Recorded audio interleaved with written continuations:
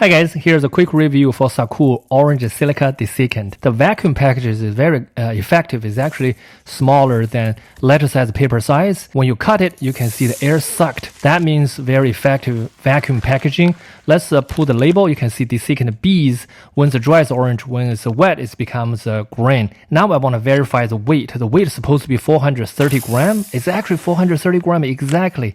And then it's about 14.14 ounce. You can see the beautiful orange beads. The reason I purchased this one, I want to pull all the beads to a container that I printed for my Bambu Lab PS1 3D printer. I have those AMS 2 Pro. I 3D printed all the container from the Maker World, and then I just feed all the bead into the containers, and then I just simply drop all into the AMS 2 Pro. Then very simple. That's very effective. You can see about 2 hours. This is my humidity is actually dropped dramatically from over 40 all the way to about 20. You can see here the time lapse video. Very effective.